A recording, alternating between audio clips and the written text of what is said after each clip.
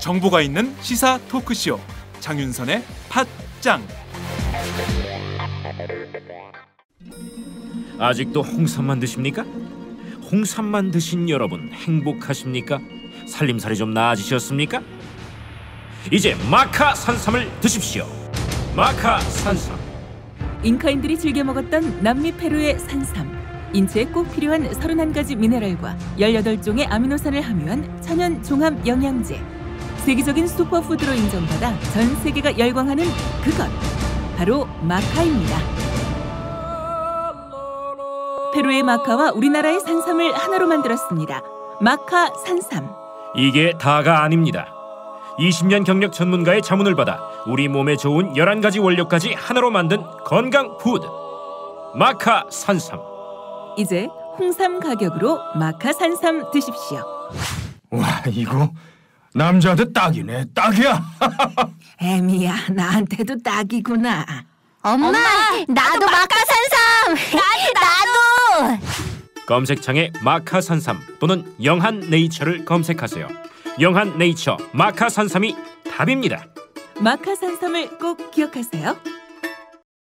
저희 토론 시작한 지 지금 1시간여 정도 지나고 있는 상황인데요. 제일 중요한 것은 물론 저희가 박근혜 정부 3년차 거짓말 어워드 이 토론회를 열고 있지만 제일 중요한 것은 그래도 남은 기간 동안 이 정책이 제대로 좀 시행되도록 해야 되는 것은 아닌가. 사실 그 우려와 걱정 속에서 저희가 이 토론회를 열고 있는 거 아닙니까? 좀 제대로 좀 하자 이런 차원에서.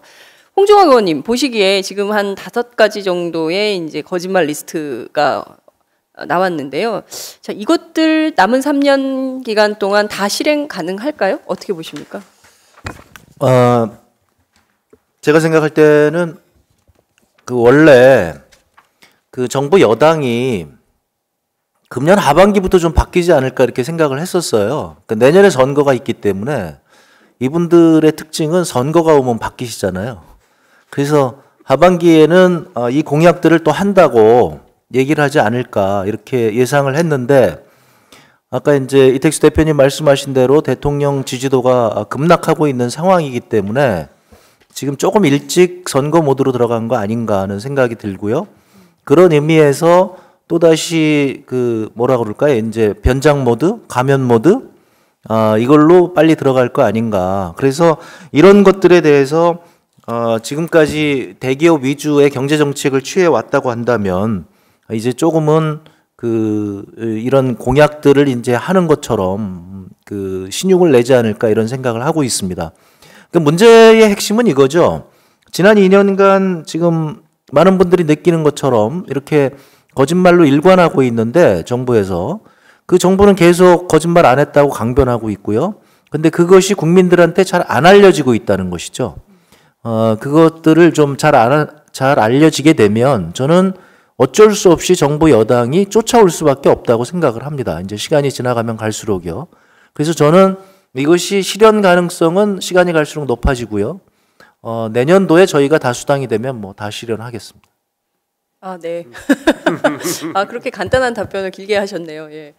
자, 중요한 것은 경제민주화를 실천하겠다고 약속은 했는데 집권 2년이 지나도록 지금까지 제대로 되지 않고 있는 이유가 무엇이냐, 이걸 좀 꼼꼼히 따져봐야 되겠다, 이제 이런 것이었는데요.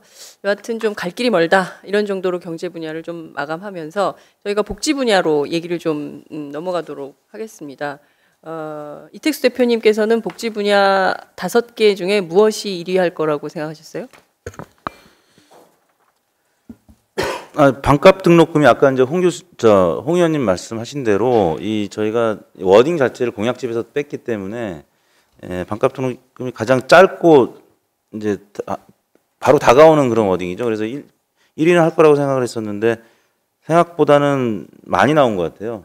저희가 생각했던 것보다. 왜냐하면 대학생들의 반값 등록금과 해당이 되는 연령대가 그다지 전 국민 유권자들 중에 많지는 않음에도 불구하고 이렇게 나왔다는 거는 약간 그런 조사 과정에서의 워딩 때문에 그런 것 같고요. 뭐 저 개인적으로는 이제 저희 애들이 좀 있으면 대학을 가기 때문에 굉장히 관심이 많이 가는 저도 이걸 꼽고 싶은데요. 아직 다른 그 항목은 저한테 해당이 아직 안 되거나 아니면 이미 지나간 이제 항목이기 때문에 그래서 뭐 반값 등록금에 대해서는 이제 부모 세대와 그다음에 지금 20, 30대 아까 말씀드린 대로 졸업한 세대나 아니면 다니고 있는 세대가 굉장히 관심이 많아서 높게 나온 것 같습니다. 네. 우원식 의원님께서 보시기에 왜 국민들이 반값 등록금 문제를 가장 심각한 복지 분야 거짓말로 꼽았다고 생각하십니까? 지금 20대가 가장 불쌍한 세대가 됐습니다. 이게 물가에 비해서 아주 턱없이 낮은 임금, 그리고 고등교육을 받아도 취업이 지금 어렵잖아요. 그리고 벌써 주거 양육 걱정에 대해서 결혼은 엄두도 못 내고 있는 그런 현실에 부닥쳐 있는데, 이 대통령이 반값 등록금 이야기를 할 때 비로소 우리 학부모 학생 이른바 학생 가계에 그래도 좀 도움이 될 수 있는 그런 길이 열리기 시작하는가 하는 기대가 있었단 말이죠. 결국은 앞에서 이야기하는 이런 불쌍한 세대를 극복하는 단초를 어디선가 마련을 해야 되는데, 그게 반값 등록금이라고 하는 주제를 통해서 그게 표현되기 시작했던 거거든요.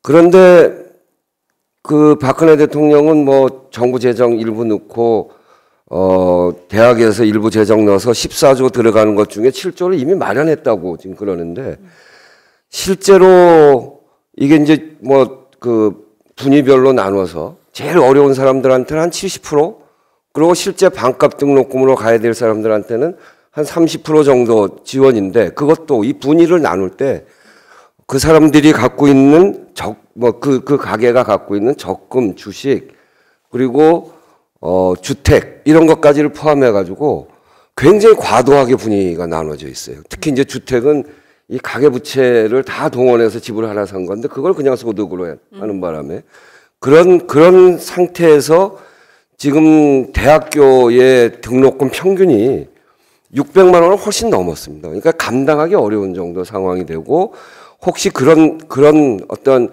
불쌍한 세대를 극복할 수 있는 어떤 단초를 이 정부에서 만들 수 있을까 하는 기대가 있었는데 오히려 완전히 역행하고, 그리고 대학은 요즘 제가 연대 나왔는데 연대도 백양로를 다 뜯어서 그 아래 전부 다 상가 집어넣는다고 그러고, 기숙사도 이 동문들한테 기증받은 돈으로 지으면서 굉장히 비싼 돈을 받고 기숙사 분양한다고. 그래서 학교 다니는 사람, 우리 학생들의 좌절감이 굉장히 심각해져 있는 겁니다. 그거는 학생들만 그런 것이 아니라 대학을 가야 될 사람, 또 대학을 보내는 부모, 굉장히 많은 우리 국민들이 이걸 바라보면서 여기에서 느끼는 어떤 좌절감, 컸던 기대에 대한 큰 좌절감, 이런 것들이 이렇게 표현되고 있는 거 아닌가. 그러니까요. 만약에 집안에 대학생이 둘이면 그 아빠는 집을 나가고 싶대요. 말씀하신 대로 600씩 둘이면 1200인데 도저히 자기 월급으로 어떻게 안 되는 거죠. 근데 그런 상황에서 박근혜 대통령이 반값 등록금 하겠습니다라고만 하고 실제로 안 하니까 정말 열받는 이런 상황이 되는 것 같습니다. 아마 이 반값 등록금이라는 데는 조금 우원식 의원님 얘기하신 것처럼 청년에 관한 문제들이 농축적으로 여기 아마 들어가 있을 거거든요. 네. 그러니까 일본하고 비교를 해보면은, 저도 작년에 조사해보고 놀랐는데요. 일본 20대 저축률이 35%예요. 그러니까 저축률이. 예. 30대는 31%인데 일본 20대는 진짜 어렵다고 하고, 그거 사또리 세대라고 해서 득도한 세대라고 하는, 뭐 여행도 안 가고 뭐 연애도 안 하고 똑같거든 우리나라. 네. 근데 저축률이 35%인 거예요. 그러면 3년만 있으면은 자기 연봉의 100%를 저금한다는 얘기거든요. 근데 우리나라는 비교해 보니까 저축률이 안 잡혀요. 20대는. 네. 저축이 없고 사회에 나올 때 1200에서 1300만 원 등록금 빚지고 출발해요. 그러니까요. 그러니까 똑같이 어려운 일본이지만 일본은 20대들이 저축을 가지고 있고 우리는 빚을 가지고 출발하거든요. 그러니까 신용불량자로 사회 첫발을 내딛는 떡실신 되죠. 떡실신. 그러니까 그런 이 20대 문제가 조금 이따가 할 때 그 고용 문제들 있잖아요. 연결될 것 같은데, 울산 지역에서 몇 년 전에 저희가 조사를 한 적이 있었거든요. 네. 그랬더니 50대, 그러니까 울산이에요. 노동자가 많은 특수한 지역인데요. 정규직 노동자들한테 조사를 했더니 다른 게 높게 나올 줄 알았거든요. 그런데 청년의 정규직 고용이 중요하다고 나왔어요. 네. 보니까 50대들이 자기 자식이 딱 그렇잖아요. 그러니까 우리가 맨날 그 정규직 노동자 그 규정 노조 막 그러는 그 사람들한테 설문조사를 해도 20대 정규직 문제가 제일 중요하다라고 나오거든요. 그것이 복지에서는 등록금 문제로 표현되는 것 같습니다. 네. 김성주 의원님, 2위가요 기초연금입니다. 이것은 뭐 두말할 나위가 없는 상황인 것 같은데, 물론 이 현장에는 지금 기초연금 수급 대상자는 없는 걸로 보이긴 합니다만, 이게 다 어머니 아버지들과 관련된 문제여서 이것 역시 대표 거짓말 2위에 오른 것이 아닌가 싶은데요. 이것도 사실은 굉장히 문제가 있어요. 그죠? 이게 좀 변화할 가능성이 있을까요? 점점 오를 수 있을까요? 사실은 박근혜 대통령 공약 중에서 가장 그 득표에 도움이 된, 즉 당선에 도움이 된 공약은 저는 기초연금 공약을 꼽습니다. 제가 지난 대선 때 제가 이제 전주 덕진 지역구인데요. 박근혜 후보를 찍을 수 있는 가능성이 있는 층이 어느 층이냐? 결국은 노년층인데 주로 경로당에 할머니들이 많이 계십니다. 이 할머니들이 박근혜 후보에 대한 동정 여론이 있다 이런 생각을 듣고 제가 관내에 있는 200여 개 경로당을 다 돌았습니다. 당시에 선거운동 차원에서. 그래서 그때 제가 문재인 후보가 대통령이 되면 지금 받고 있는 연금을 2배로 올려드리겠습니다 했어요. 그런데 돈이 없으니 한꺼번에 못하고 매년 2만 원씩, 지금 한 9만 원, 10만 원 받으니까 매년 2만 원씩 5년 동안 해서 20만 원 만들어드리겠다 이렇게 약속을 했습니다. 이 얘기를 했어요. 그때 어느 할머니가 아니 박근혜는 20만 원씩 당장 다 준다고 하는데 이 한마디를 제가 갖고 뻥찐 거 아닙니까? 그만큼 노년층들한테는 이 박근혜 그 후보가 내세웠던 20만 원 기초연금을 다 주겠다 당장, 이 공약이 굉장히 효과가 있었습니다. 그래서 경기도에 그 저희 그 당원들에게 들어보면 택시 타고 3, 4, 5 전부 다 투표를 갔다는 거예요. 이 할머니들이. 그래서 아마 가장 최고의 효과를 본 거짓말 공약은 기초연금 공약이다. 근데 왜 2위가 나왔냐고 하면 100%는 아니지만 70%는 주고 있기 때문에 이거는 이제 거짓말은 좀 약하지 않느냐, 거짓말로서 하기는 약하지 않느냐는 거고, 반값 등록금 1등이 나온 거는 실제 하나도 안 했거든요. 네. 근데 무상보육이 상대적으로 낮게 나온 건 어느 정도 보육료 지원이 되기 때문에 여론조사 결과는 이렇게 나오지만 사실 최고 영향력이 강한 거짓말은 저는 기초연금 공약 사기라고 봅니다. 말씀하신 대로 지금 저도 사실은 이 무상보육 문제가 되게 높게 나올 거라고 생각을 했거든요. 그런데 이게 이제 제일 많이 안 나와서 왜 그러지 이렇게 생각을 했었는데, 우석훈 박사님은 지금 어린이집에 아이를 보내고 계시죠? 그 연세에. 국공립을 보내고 싶은데요. 딱 번호표를 받으니까 300 몇 번이 나와요. 근데 그거 제가 구청장이랑 시장한테 막 건의해서 생긴 어린이집이거든요. 우리 시장님 만났을 때 우리 동네에 어린이집 없다고 막 해서 생겼어요. 근데 그러고 냈는데요. 9시인가 딱 하는데 1분 늦었어요. 그 사이 300 몇 명 들어와 있더라고요. 지금은 그 교회에 사는 어린이집 다니는데 지금 3살 반까지밖에 없어요. 그래서 그 메뚜기 다니듯이 내년에는 또 갈 길 찾아야 되거든요.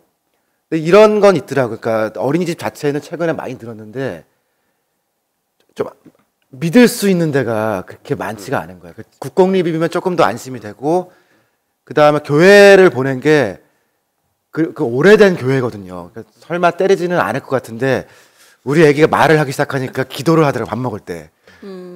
할 수 없지 뭐, 맞는 것보다 낫다.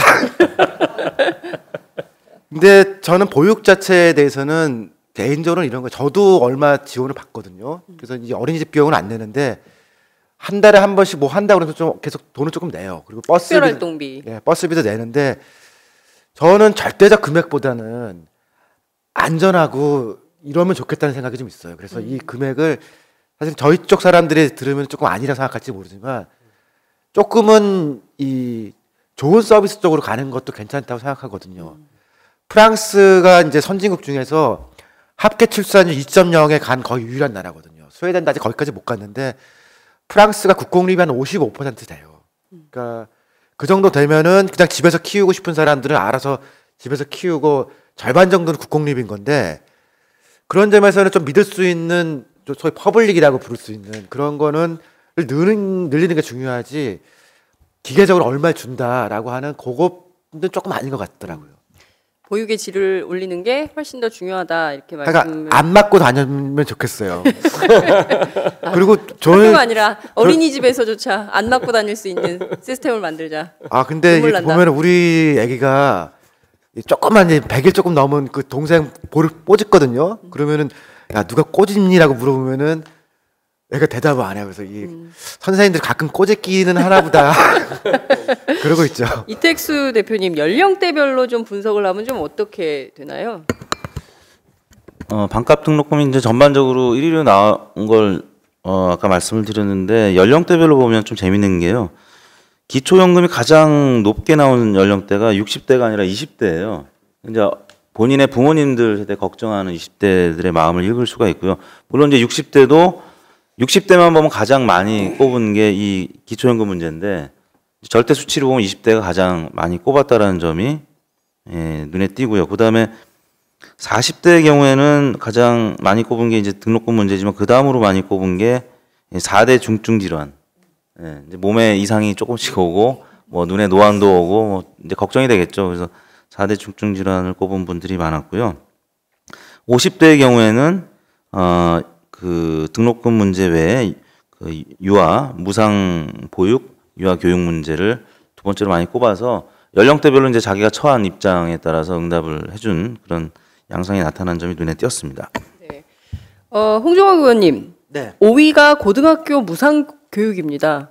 그 고등학교 무상 교육이 지금 되고 있나요? 저는 안 되고 있는 걸로 아는데. 전혀 안 되고 있죠. 네. 예. 근데 이거 얘기는 했었죠. 네. 이 무상 교육은 이게 원래 그 돼야 되는 건데 안 되고 있는 이유는 어디 있는 건가? 이것도 역시 예산 부족인가요? 네, 그렇습니다. 이 정부에서는 뭐 계속 예산 부족을 얘기를 하고 있고요. 근데 죄송합니다. 제가 기침이 자꾸 나네요. 그 의지만 있다면 복지를 늘려갈 수 있는 재원은 충분히 있거든요. 근데 현 정부에서는 복지를 지금 자꾸 줄이겠다고 생각을 하고 있기 때문에 이렇게 새로운 복지를 하는 것은 뭐 전혀 엄두도 못 내고 있는 것이죠. 그러니까 이게 이제 기본적인 생각의 차이인데요. 복지를 늘려야 되겠다고 생각을 하고 그러면 이게 이제 예전에 그 노무현 대통령께서 마지막에 사실 후회하신 게 이제 그거죠. 이렇게 하나하나씩 따지고 보면 뭐 뺄 게 없고 여기 늘려야 되는데 늘리기가 좀 어렵고 그러니까 그것을 총량적으로 일단 먼저 결정해 놓고 복지를 이 정도 늘리자고 해놓고 다른 데서 아껴 써야 되는 거거든요. 네. 근데 이 정부에서는 지금 그렇게 할 생각이 없기 때문에 재원은 부족하고 그래서 계속 있는 복지를 지금 줄여가는 거죠. 현 정부에서 또 쓰는 그 뭐라 그럴까요? 이게 하나의 기법이라고 그럴까요? 이게 뭐냐면 복지 재원을 전부 지방자치단체한테 넘기는 거예요. 그러니까요. 네. 그러니까 이제 지방자치단체가 지금 굉장히 어려운 상황이고요. 그러니까 지방자치단체가 굉장히 어려우니까 주민세, 자동차세 올리는 것은 이건 지방세니까 지방자치단체가 원해서 그러는 것이다. 아주 고도의 지금 그 뭐라 그러나요? 이게 이제 그 좀 속어를 쓰면 그 당구에서 3단 그 3쿠션 전법을 쓰는 거죠. 그래서 고도 아니. 5개 돼야지. 당구를 몰라. 그러니까 자신이 늘려야 되는 복지 재원을 지방자치단체에 이렇게 딱 내놓고 서민 증세를 직접적으로 자기네들이 한다면 자기네들이 비난을 받으니까 네. 그건 그게 아니고 지방자치단체들이 원해서 하는 거야. 우리는 뭐 그런 거 별로 하고 싶지 않아. 뭐 이렇게 네. 넘어가는 지금 이런 방식이죠. 근데 저희가 사실 그 박근혜 후보 당시 공약 가운데 저는 이게 굉장히 눈에 띄는 공약이었어요. 고등학교까지 무상교육을 하면 사실상 초중고 를 전부 그러니까 대학 교육, 그러니까 고등교육을 제외하면 나머지는 좀 무상으로 할 수 있겠다. 굉장한 선진국 대열에 들어서는 거 아니냐 이런 생각을 했는데요. 부원장님, 박사님이 더 저는 친근하긴 한데 어찌됐든 OECD하고 좀, 네, OECD하고 연구원들도 그렇게 불러요. 아 그래요? 그 OECD 국가들하고 좀 비교하면 만약에 이제 이 정도 되면 우리가 좀 우리 비용이 좀 얼마나 되는 건지 비교를 좀 해볼 수 있을 것 같아서요. 제가 어저께 밤에 늦게 찾아봤더니 네. 제가 내드린 숙제를 해오셨군요. 그래도. 아니 근데 고등학교는 중등교육이라서 네. 그 고등교육으로는 그러니까 대학을 얘기하거든요. 그거는 OECD 숫자가 딱딱 떨어지는데 이 고등학교만 따로 떨어지지가 않아요. 그러니까 이를테면 우리나라 중학교 고등학교에서 6년이잖아요. 또 어떤 데는 뭐 2년 4년도 있고 4년 2년도 있고 뭐 5년짜리도 있고 그래서 딱 떨어지지 않고 숫자는 초등학교, 중학교, 고등학교를 합친 숫자의 분담률이 나오거든요. 근데 그렇게 보니까 우리가 한 28% 정도를 민간이 분담하는데 좀 높아요. 그러니까 뭐 미국이나 이런 데는 7, 8% 정도만 개인이나 나머지는 공공이 하거든요. 그러니까 우리나라 정도로 그 초등학교, 중학교, 고등학교에 개인이 많이 무는 나라를 보니까 영국이 비슷해요. 근데 영국은 왜 우리가 이 퍼블릭 스쿨이라고 하는 그런 비싼 사립학교들 있잖아요. 뭐 이튼 스쿨이나 뭐 아니면 영화에 저기 해리포터에 나온 그 호그와트 네. 같은 그런 고급 학교들이 있으니까 굉장히 비싸게 나오는데 상대적으로 우리는 보니까 어쨌든 초등학교, 중고등학교에 부모들이 돈을 한 3배 정도 많이 쓰고 있더라고요. 이것도 좀 줄이면 도움은 되겠죠.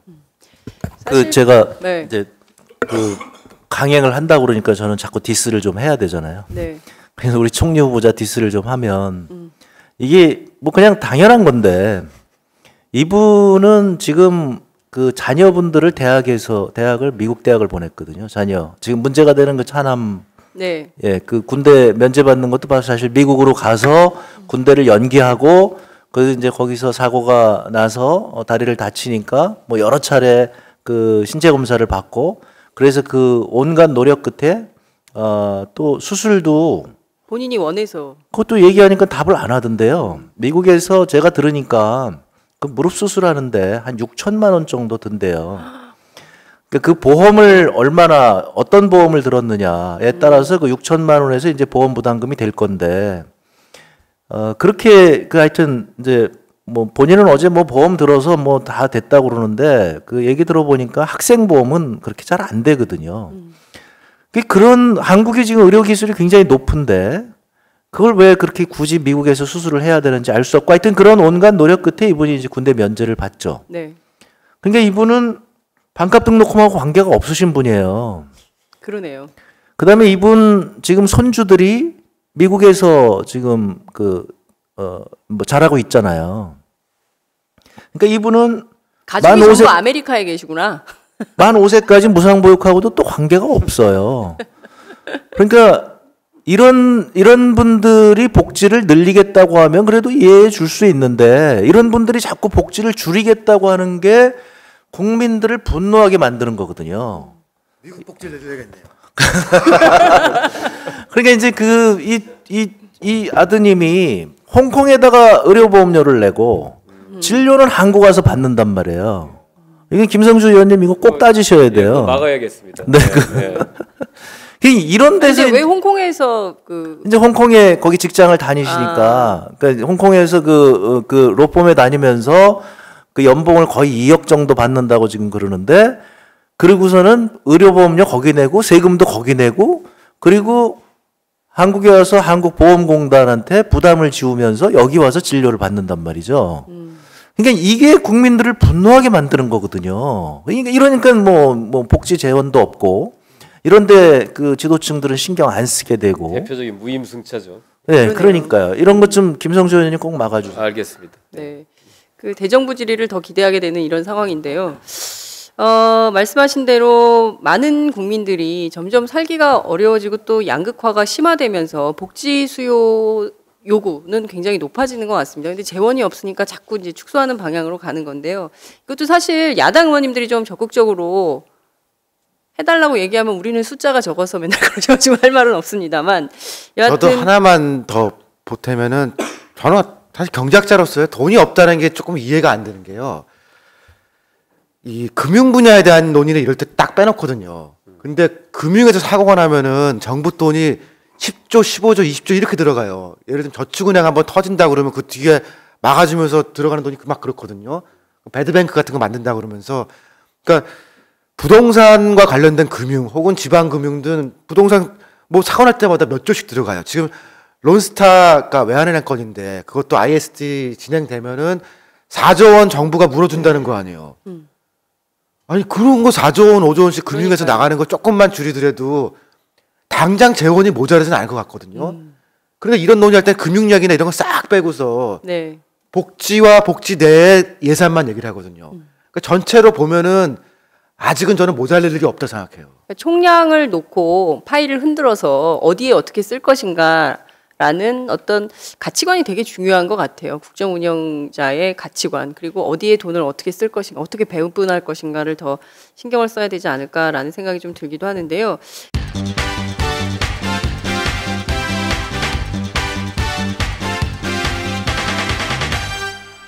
장윤선의 팟짱. 저희가 마지막 분야입니다. 노동 분야와 관련해서 얘기를 좀 해봐야 될 것 같은데요. 사실 노동 분야와 관련해서는 지난해 연말부터 해서 뭔가 좀 그 안 좋은 기류가 계속 감지가 좀 되고 있습니다. 특히 이제 정규직 그 해고를 쉽게 하기로 한다, 이런 데서 경악을 금치 못하겠다, 이런 여론이 굉장히 많았었는데요. 역시 거짓말 1위는 비정규직의 정규직 전환이었습니다. 그죠? 네.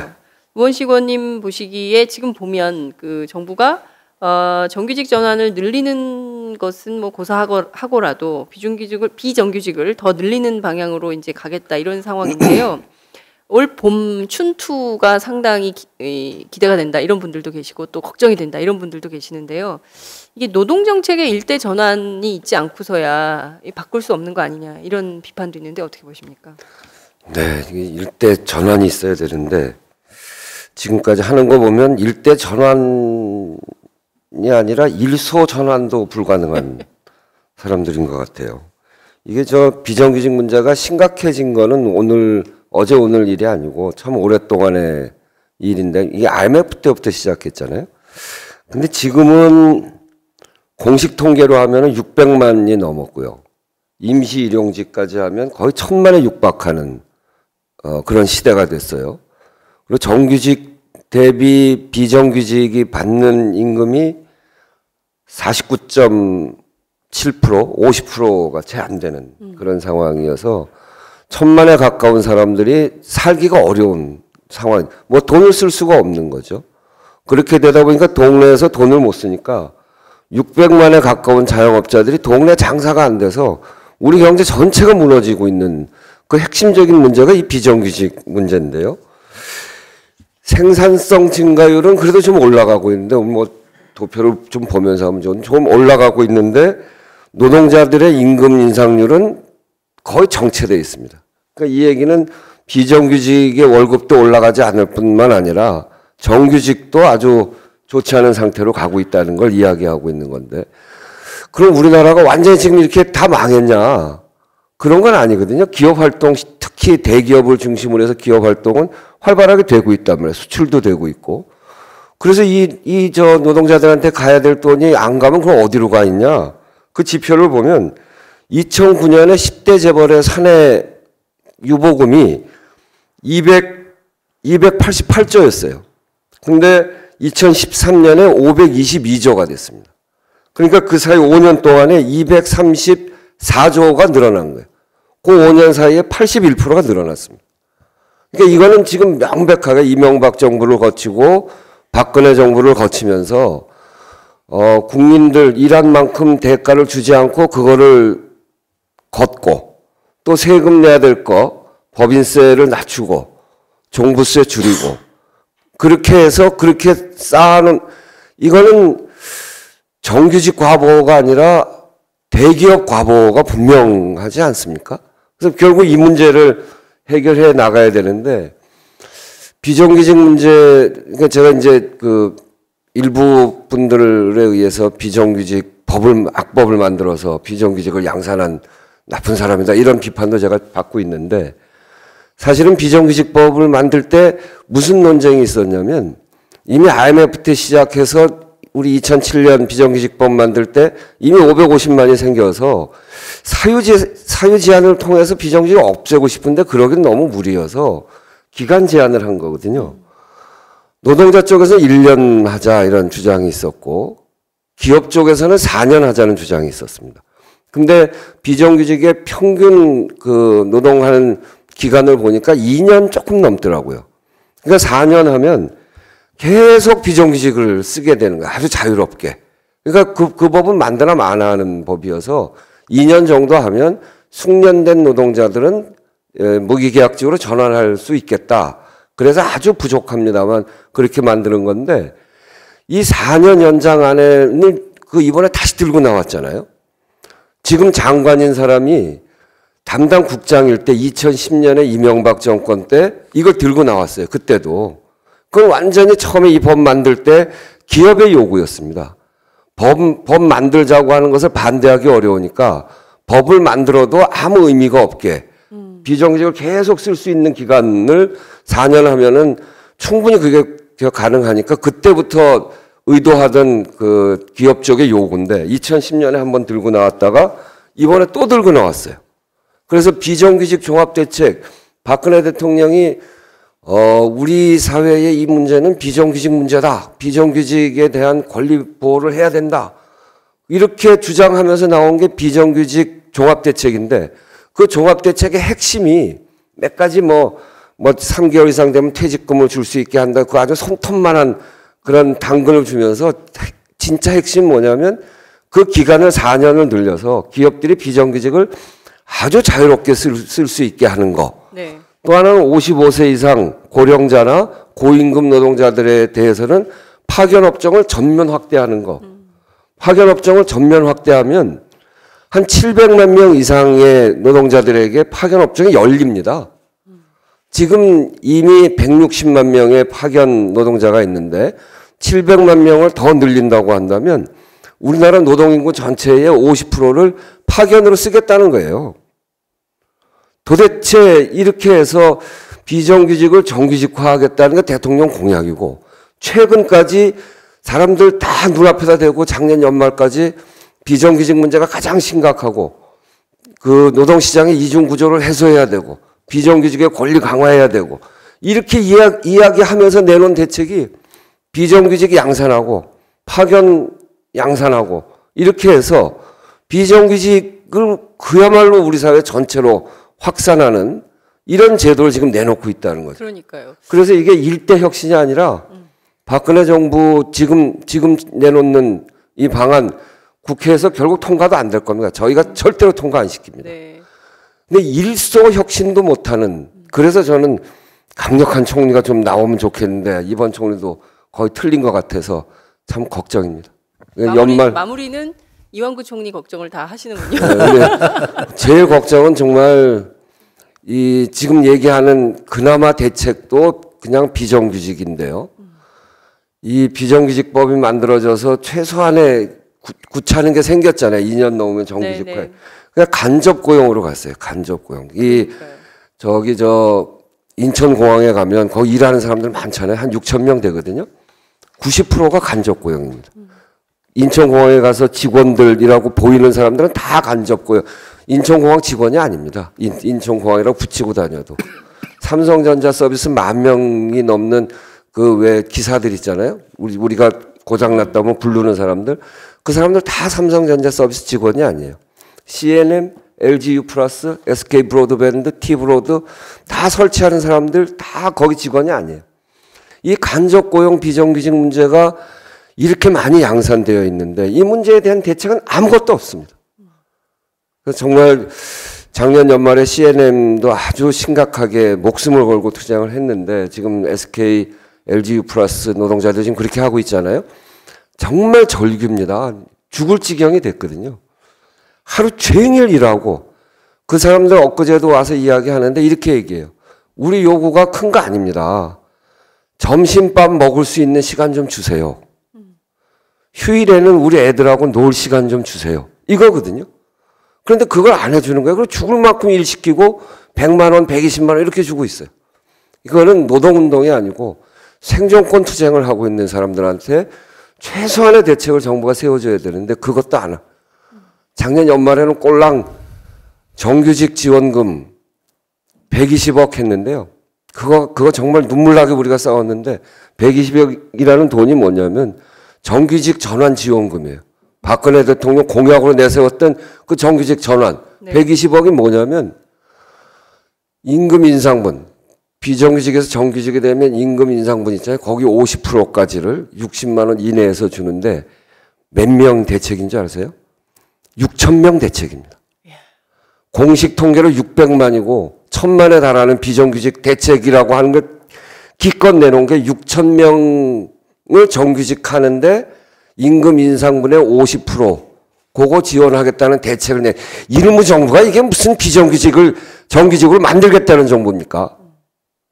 정말 희망이 없습니다. 정말. 그거 화나고요.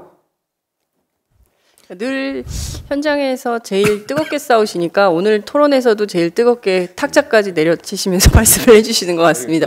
홍종학 의원님이 뭔가 계속 얘기를 하시고 싶으셔서 마이크를 계속 대고. 아니 지금 이제 그 마지막에 그 얘기를 하셨는데 그 사태의 심각성을 너무 모르는 것 같아요. 박근혜 대통령이요?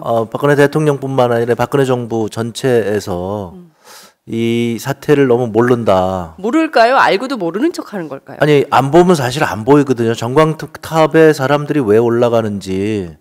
그래서 사실 이제 제 자랑 좀 하자면 이거는 꼭 얘기를 들어봐야 되겠다 그래서 인사청문회 제가 참고인으로 작년에 CNM 네. 그 올라가셨던 분을 인사청문회에 모셨어요. 근데 이게 인사청문회에 모시니까 참 그 분위기는 안 맞더라고요. 그래서 다들 놀래서 저분이 지금 왜 나왔나 이렇게 얘기를 하는데 저는 이제 그 얘기를 전 국민한테 보여드리고 싶었고요. 거기 이제 정치인들한테 그 보여드리고 싶었는데 이게 이제 원래는 그런 얘기들을 좀 한참 하고 싶었는데 이분이 하도 비리가 많다 보니까 그래서 이분밖에 얘기를 못한 게 정말 너무 아쉬운데요. 현장에서의 이런 지금 이렇게 우리 우원식 위원장님이 이렇게 분통을 터뜨릴 수밖에 없는 것은 현장에 가면 누구든지 정말 화가 나고 눈물도 나고 그게 이런 상황이거든요. 그게 지금 민생이고 그런데 지금 뭐 엉뚱한 정책 해놓고 지금 얘기하신 대로 그 아주 조금 해당되는 일이 정책하고 저 사람들은 공약을 지금 열심히 수행하고 있다. 이렇게 지금 자화자찬을 하고 있는 거죠.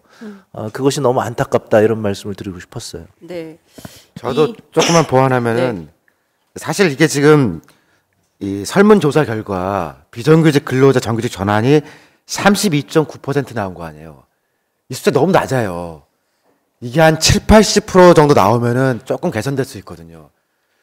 저희도 비정규직 문제를 해결하기 위해서 여러 가지 이제 정책을 검토하는데요. 그 중에 하나가 이제 프리미엄 임금제라는 게 있거든요. 네덜란드나 뭐 이런 데서 일부 하는데 비정규직한테는 월급을 더 주자는 거예요. 그러니까 왜냐면 비정규직은 이 기간도 짧고 위험이 많잖아요. 리스크라고 하는 게 있으니까 그거를 수치화 시켜가지고선 정규직보다 돈을 더 주자라고 하면은 궁극적으로는 그러면은 비정규직을 쓰는 건 비용이 드니까 필요 없는 비정규직 양산하진 않거든요. 근데 이제 좋은 제도예요. 그리고 그런 걸 하면은 도입하면 비정규직 문제 금방 푸는데 여론이 안 돼요. 그런 거 하자 그러면은 이제 사람들이 너 미쳤니? 총 맞았니? 그러면서 회사들이 반대할 텐데 그거 어떻게 통과시킬 거냐? 당장 우리 당 국회의원도 설득이 안 될 거다. 등등등 하거든요. 그래서 이거는 사실은 비정규직의 정규직 전환이 32%가 나오면 안 되고 80, 90% 나와서 이건 진짜로 고치자라고 사람들의 의견이 바뀌면은 그러면 바뀔 수 있는 것 같아요. 네. 이택수 대표님 실제로 조사를 해보면 연령대별로 이것도 좀 차이가 많이 있나요? 어떻게 됩니까? 연령대별로 온도차가 좀 있었어요. 아까 이제 50대의 경우에 이 비정규직 문제에 대해서 가장 민감하다고 말씀드렸는데 작년에 이제 연말에 있었던 압구정 현대아파트 경비원 사태가 있었죠. 그분들이 50대 연령대였었고 분신하신 분도 50대였었고요. 가장 민감하게 정년퇴직하고 비정규직으로 또 새 삶을 살아야 되는 그런 연령대이기 때문에 50대가 40.5%로 가장 높았고요. 40대의 경우에는 상대적으로 정리해고에 대한 우려가 좀 컸던 것 같습니다. 정리해고 문제는 40대가 절대 수치가 가장 많았고요.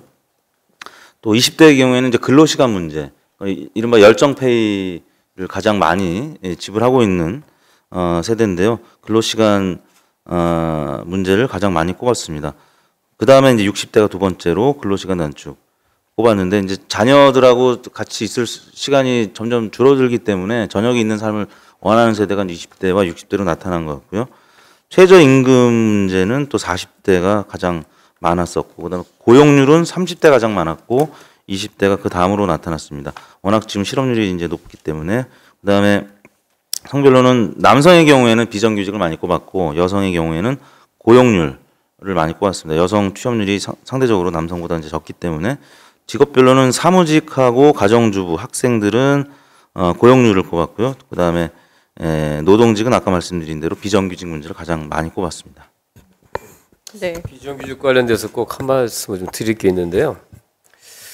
그 작년 재작년에 국회 운영위원회 이제 원내 대표단이 하는 별도의 상임위원회인데요. 여기서 그 국회 내에 청소 용역 근로자들을 정규직화하는 거를 이제 우리 당의 뭐 은수미 의원 등이 아주 강하게 제기를 했습니다. 사실 그거는 여야가 이전에 합의한 사항이거든요. 근데 끝끝내 여당이 반대를 했어요. 근데 도대체 왜 반대하냐라고 사석에서 물어보니 비정규직 정규직화 되면 게을러진다, 나태해진다, 큰일 난다는 거예요. 예, 그게 이제 당시에 실제로 어느 여당 의원이 한 얘기거든요. 그러니까 이런 인식이 대통령 후보로서 공약을 했지만 그 보수 정치 세력들은 다 정규직화하면 큰일 난다라는 생각을 갖고 있기 때문에 안 되는 거거든요. 또 하나의 걸림돌은 우리 내부입니다.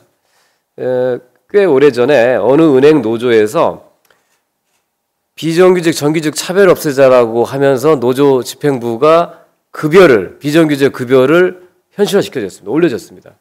그랬더니 실제로 정규직보다 비정규직이 더 월급을 많이 받는 사례가 생겼어요. 그 후에 어떻게 됐느냐. 그 노조 집행부가 정규직 노조원들의 집중적인 공격을 받고 결국 노조가 와해돼 버렸습니다. 그러니까 우리 내부에서 이걸 극복하기 위한 이런 그 인식의 전환, 이런 것들이 같이 사회적으로 일어나지 않으면 우리는 비정규직 문제는 정말 풀기 어려운 천연과 같은 문제로 남아있을 거라는 그런 생각입니다. 네.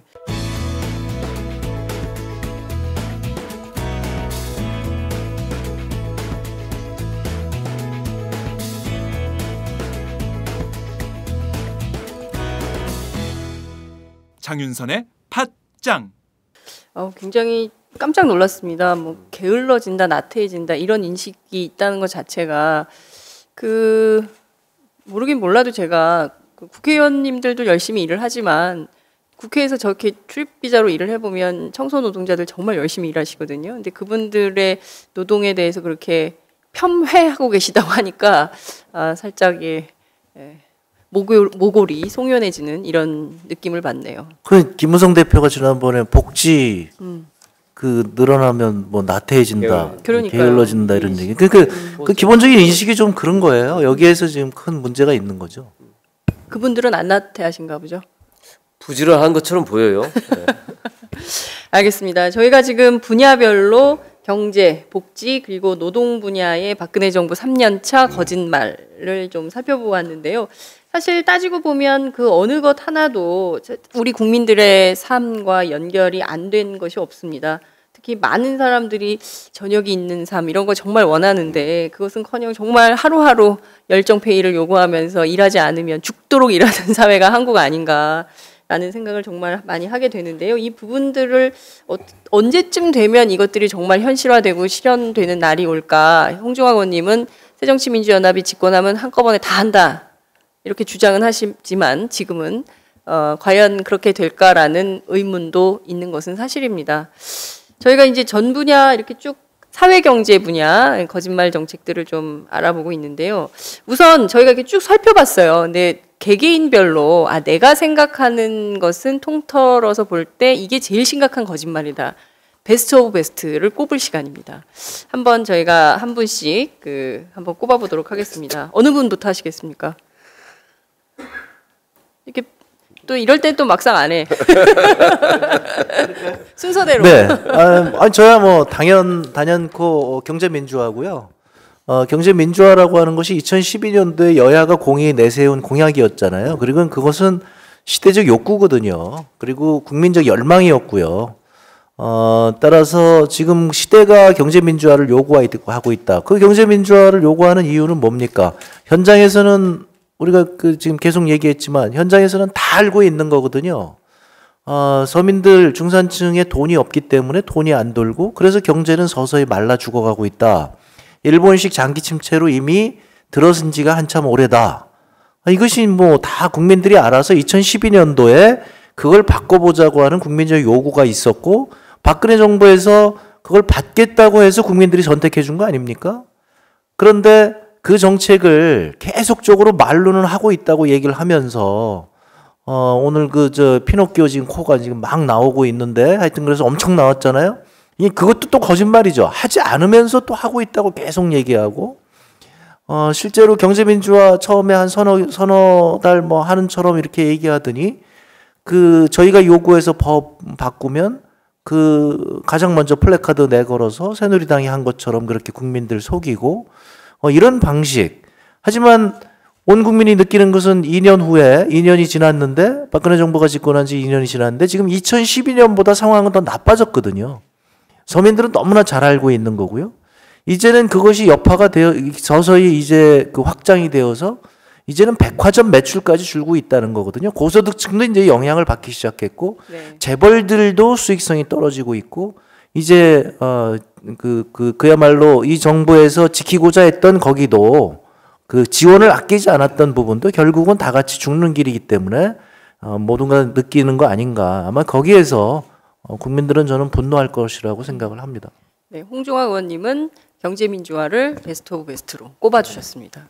우석훈 부원장님은 어떤 걸 꼽으시겠습니까? 거짓말의 크기로만 치면요. 저는 4대 중증 질환비 무료를 고르겠습니다.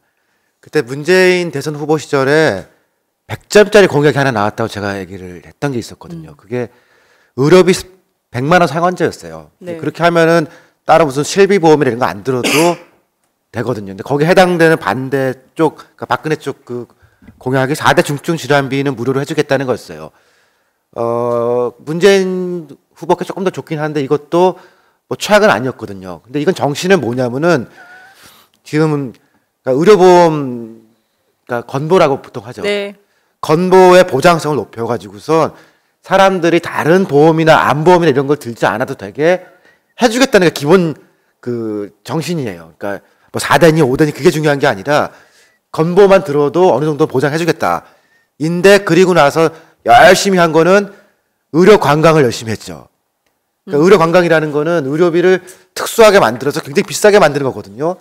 그리고 그거랑 같이 가는 것이 어떤 공공성을 약화시켜가지고서 의료 자체를 좀 민영화 쪽으로 끌고 가는 거예요. 그러니까 4대 중증 질환비 무료는 공공성을 강화시켜서 정부 내 혹은 공적인 데 처리하는 거고 지금 가는 거는 열심히 의료 관광을 하고 그렇게 하면서 점점 더 민영화 쪽으로 가는 거거든요. 그러니까 이거는 방향상으로 완전히 거꾸로 해서 제일 거짓말의 정도가 크다라고 저는 생각합니다. 네, 알겠습니다. 김성주 의원님은 무엇을 베스트 오브 베스트로 꼽으시겠습니까? 뭐 여러 가지 공약이 지금 이행이 안 되고 있기 때문에 뭐 다 거짓말로 이렇게 분류할 수 있을 텐데요. 저는 가장 큰 거짓말은 그때 대선 때 겨울 길거리를 새빨갛게 덮었던 세상을 바꾸는 박근혜의 약속이 최고의 거짓말로 봅니다. 이거를 지금은 이렇게 바꿔 불러야 될 것 같아요. 세상을 속이는 박근혜의 새빨간 거짓말. 그래서 당시 그 약속이 거짓말로 더 바뀌었기 때문에 이거를 최고의 거짓말로 올려야 되지 않을까 생각합니다. 네, 우원식 의원님은요? 분통 우원식. 별명을 붙여야 될 것 같아요. 분통 터져요 정말. 네, 분통 우원식. 이게 정말 이렇게 현장에 가 보니까 사람들이 막 울어요. 그리고 그 부인이 와서 막 울고요. 근데 약속을 해놓고 안 지키잖아요. 아예 간접 고용은 사람같이 보지도 않고요. 어느 대학교 청소노동자들 계약서를 보니까요. 이런 게 있어요. 일하는 시간 동안에는 옆 사람과 대화하지 마라. 노래하지 마라. 이런 걸 계약서에다 넣어놔요. 그거는 노예로 보는 거잖아요. 이제 간접 고용을 정규직 하겠다. 이게 제일 큰 저는 거짓말 중에 하나다 이렇게 보는데 지금 그 단계를 넘어가서 정규직도 비정규직으로 만들겠다고 그러거든요. 뭘 내놨냐면 성과 해고제라는 걸 가이드라인으로 내놨어요. 성과를 조사하고 그리고 직무를 전환 배치하고 직급 조정하고 그리고 해고하는 이런 프로세스를 내놨습니다. 이거를 가이드라인으로 하겠대요. 이건 근로기준법이 정하고 있는 법이거든요. 근데 근로기준법을 고치지 않고 소위 노동시장의 이중구조를 고치고 정규직 과보를 없애기 위해서 해고를 가이드라인으로 이 성과해고제를 도입하겠다는 거예요. 그러니까 정규직도 비정규직으로 만들겠다는 거예요. 국민 전체를 노예로 만들어가고 간접고용으로 내몰고 그러고 있는데 아무 약속을 안 지키는 거예요. 그래서 혹시 그런 것까지 포함해서 혹시 약속 지키는 게 있나 이거 살펴보는데 이 중산층 70% 재건 프로젝트 국민행복 10대 공약 중에 박근혜 정권의 공약 이렇게 했는데 거기 보니까 그 약속 중산층 70% 재건 프로젝트에 국민 걱정 반으로 줄이기 약속 1위 가계부담 덜기고요. 약속 2위가 확실한 국가 보육 책임, 약속 3위 교육비 걱정 덜기. 그래서 여기 고등학교 무상교육도 있고요. 네 번째가 생애주기별 맞춤형 복지정책 확실하게 추진 이렇게 되어 있는데 저는 제일 큰 거짓말이 박근혜 정권의 공약인 것 같습니다. 공약 전체. 네. 앞으로 남은 기간 동안 절대 이거 할 리 없다 이렇게 보시는 건가요? 더 나쁘게 하잖아요. 현실이. 네. 그 일하는 사람들도 눈물 나게 하고 부인도 눈물 나게 하고 집에도 못 들어가게 하고 옥상으로 올라가게 하고 그리고 정규직까지 그 길로 내몰고. 네. 마지막으로 이택수 대표께서는 어떤 것을 베스트 오브 베스트로? 네. 저는 지극히 주관적인 바람인데요. 저희 리얼미터도 이제 중소기업입니다. 그리고 많은 중소 규모의 여론조사 기관들이 있는데 저희가 정부 프로젝트 입찰을 할 때도 그렇고요. 그 다음에 새누리당이든 새정치연합이든 경선 여론조사에 참여할 때도 그렇고 많이 붙는 조건이 그겁니다. 매출액 기준에서 1위부터 10위까지만 입찰할 수 있는 그런 조건들이 많이 있어요. 그렇다면 매출액 10위 안에 들지 못하는 회사들은 영원히 입찰할 수 있는 기회조차 얻을 수가 없거든요. 그래서 최근 들어서는 이제 정부에서도 그런 부분이 약간은 완화되고 있는데 저는 이제 오늘 새정치연합 의원님들이 여기 세 분 계시니까 새정치연합도 향후에 선거할 때 중소 리서치 회사에도 좀 고르게 경선 여론조사에 참여할 수 있는 기회를 좀 주셨으면 좋겠어요. 참여할 수 있는 기회가 원천적으로 차단이 되어 있는 경우가 많이 있거든요. 그래서 그런 차원에서 정부도 그렇지만 또 이 여당은 물론이고 야당도 좀 그런 뭐 저희 리서치 업계뿐만 아니고 여러 정치 관련된 선거 관련된 그 하청을 주실 때 저희 같은 생각을 하는 중소기업들이 많이 있을 거라고 보거든요. 그런 부분 좀 고려해 주십사 부탁을 드리겠습니다. 네. 말씀하신 대로 대기업과 중소기업의 상생 이것은 굉장히 오래된 과제인데 여전히 뭐 그냥 전부 하청업체 취급하면서 그 들어오는 그 뭐 민원이나 대충 처리하고 뭐 이런 방식으로 해서는 안 되지 않을까라는 생각이 좀 들고 보다 더 혁신적인 안이 나와야 되지 않을까라는 생각이 좀 들기도 합니다. 저희가 약 2시간 동안 그 박근혜 정부 3년차 거짓말 어워드 정책 사회경제부문 정책을 꼼꼼히 따져봤습니다. 아마도 팟캐스트 가운데 이렇게 정밀하게 사회경제 정책 분야를 꼼꼼하게 뜯어보는 방송은 없지 않았을까라고 생각을 하는데 맞죠? 청중에 사람이 굉장히 많은데 아무도 대답을 안 해. 힘들어 죽겠어. 맞습니다. 맞아요, 틀려요? 네, 이렇게 많이 와 계십니다. 지금 귀로만 들으시는 청취자들께서는 이 현장에 정말 함께하고 싶다 이런 생각이 들 텐데 와보시지 못하셔서 안타까움도 있지 않을까라는 생각이 좀 들어서 제가 한번 호응을 끌어봤습니다. 정말 2시간 동안 재밌게 토론을 했고요. 특히 이제 이완구 총리 후보의 이 속보를 들으면서 다들 좀 한숨, 그리고 앞으로 어떻게 될까 걱정, 뭐 이런 것들이 좀 쏟아졌던 토론 현장이 아니었나라는 생각이 좀 듭니다. 저희가 끝으로 한 말씀씩 들으면서 방송 마무리하도록 하겠습니다. 이번에는 거꾸로 할까요? 이택수 대표님부터 하겠습니다. 네, 사실 저희가 오마이뉴스에서 이런 그 조사 제안을 받기 전까지는 박근혜 대통령 공약 사실 별로 이제 기억이 나지도 않았었고 관심도 없었던 것 같습니다. 근데 이런 정책적인 부분과 관련된 조사 앞으로 많이 해야 될 것 같다는 생각이 들고, 아까 뭐 오 교수님도 말씀하셨지만 어떤 사안에 대해서는 굉장히 높은 여론이 형성이 됐을 때 정부도 귀 기울일 수 있는 것이니까 저희 여론조사 기관들도 좀 관심을 갖고 앞으로 임하도록 하겠습니다. 감사합니다. 네, 오늘 토론회 참 좋았던 것 같습니다. 이런 토론회가 국회에서 좀 더 많이 열리고 또 이것이 정책에 반영될 수 있도록 해야 되는데, 저도 재작년 5월부터 해서 한 1년 9개월 동안 을지로위원회 하면서 현장을 이렇게 많이 다니는데, 참 이렇게 오늘 총리 문제도 그렇지만 무력감 같은 게 많이 들어요. 현장에서 문제를 해결하고 결국은 그 현장에 있는 문제들을 법으로 만들어서 국회에서 통과시켜야 되는데, 그래야 진짜 변하잖아요.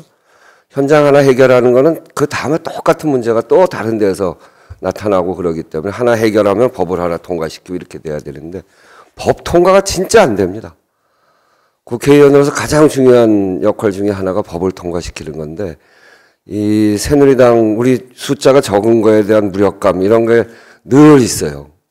그러다 보니까 그 법을 여러 개 만들어 놓고 제출을 해 놓고 법이 다 여기저기서 다 막히는 거 보면 무력감 같은 게 많이 생기는데, 저는 이런 토론을 통해서 우리 국민들이 누구의 문제가 아니라 바로 이 법을 통과시킬 수 있는 그런 사회를 만들지 않으면 안 되겠다. 그런 점에서 보면 의지도 좀 생기고요. 그래서 오마이뉴스에서 오늘 하는 이런 토론회 이런 것들이 정말 사회 곳곳에서 보다 많이 열리고 많은 사람들이 청취하고, 그래서 우리 사회를 변화시켜가는 힘으로 이렇게 만들어졌으면 좋겠다 하는 바람을 함께 전합니다. 네, 김성주 의원님. 예, 저는 사실 오늘 나오게 된 게 어젯밤 늦게 홍중학 의원님한테 말씀을 듣고 그동안에 계속 고사하다가 오늘 오전에 예정된 국회 공무원연금 특위가 취소되는 바람에 어쩔 수 없이 나오게 됐는데요. 예. 와 보니까 오늘 방청객 중에 반절이 저희 의원실 사람들이에요. 그래서 아니 그럼 기밀을 누설하시면 어떡해요? 그래서 이거 이제 상상을 해보시라는 거죠. 우리 엄청나게 사람이 많은가 보다, 김성주 의원실은. 그래서 제가 그건 꼭 말씀을 드리는데, 오늘 제가 말을 적게 했습니다. 원래 땜빵 역할을 너무 많이 하면 안 되거든요. 했는데 오늘 주제가 이제 거짓말 주제잖아요. 다음에 이런 걸 한다면 약속을 잘 실천한 이런 사례를 우리가 칭찬하는 그런 토론회를 다시 한번 했으면 좋겠다라는 그런 바람을 가지면서 오늘 제가 말을 적게 했기 때문에 아마 거짓말도 조금 덜 섞였을까 생각합니다. 네, 감사합니다. 우석훈 박사님. 그래도 저는 우리의 미래가 희망적일 거라 생각해요. 그러니까 만약에 사람들의 가슴에 아무 감정이 없다면은 일방주의로 막 밀려갈 거예요. 근데 논리적으로도 이상하고 감성적으로도 갖고 있는 그런 심정적 저지선이 결국 우리를 행복한 상태로 만들어줄 거라 생각합니다. 싸울 때, 저항할 때도 필요하고 판단할 때도 필요하고, 근데 이런 토론을 많이 하면서 감정과 논리 다 갖추게 되면은 좋아지겠지, 이 사회가. 저는 믿습니다. 네. 네, 먼저 그래도 공동 주체로 새정치민주연합의 더 좋은 미래라고 하는 우리 정치 모임에서 이걸 공동 주최하는 거거든요. 그러니까 우리 새정치민주연합에 여기 우원식 의원님, 김성주 의원님, 그리고 저 다 멤버들인데요. 초재선 의원들이 모여서 이렇게 정책적인 것을 중심으로 하는 정치를 해보자, 그런 의견 그룹을 만들자 해서 했고요. 오늘 오마이뉴스와 이렇게 같은 행사를 치르게 되어서 아주 좋았던 것 같습니다.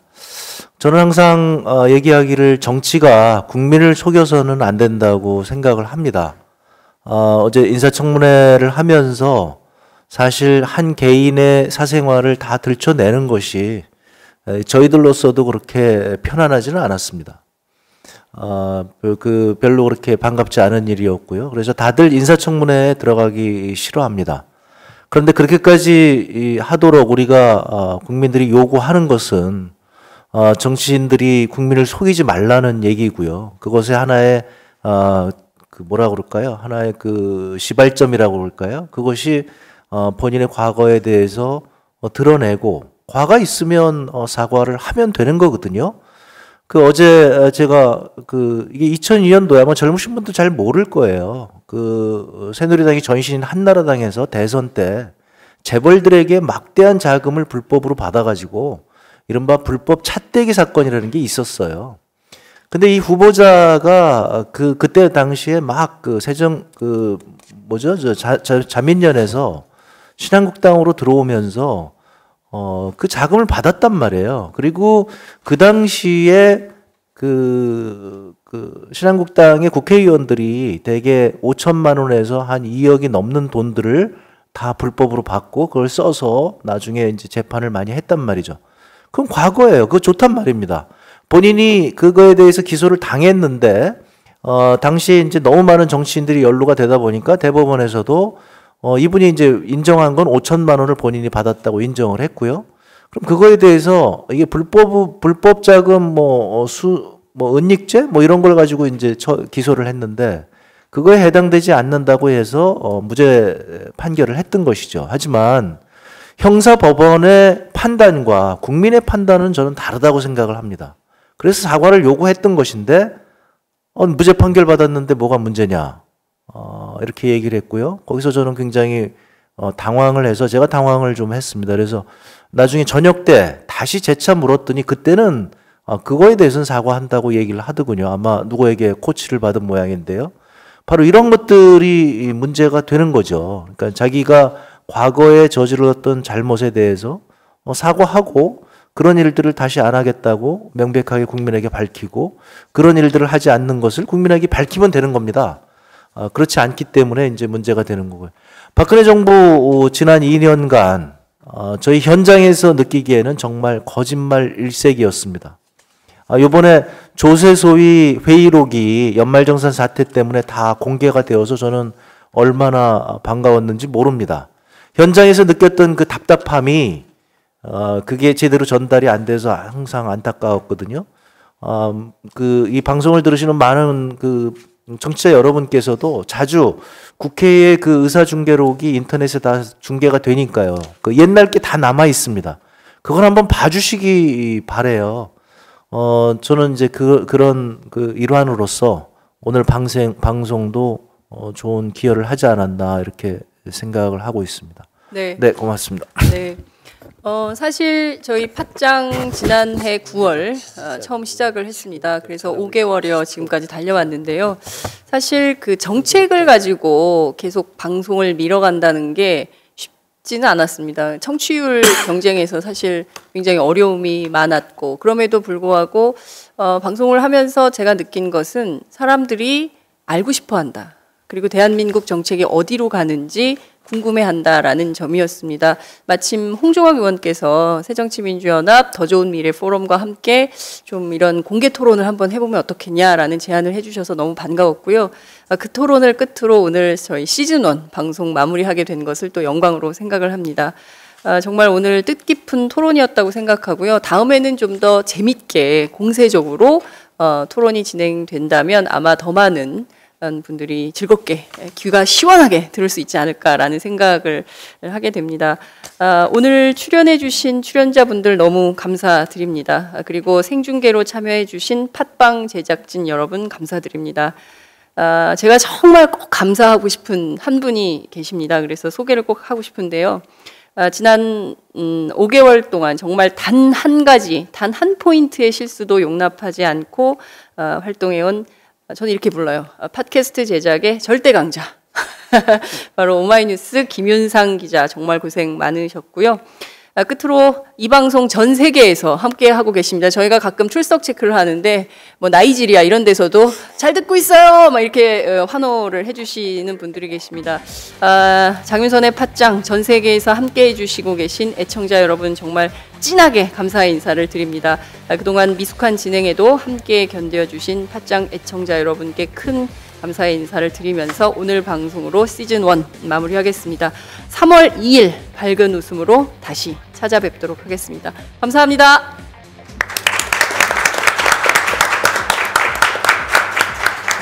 감사합니다. 감사합니다. 고생했어요.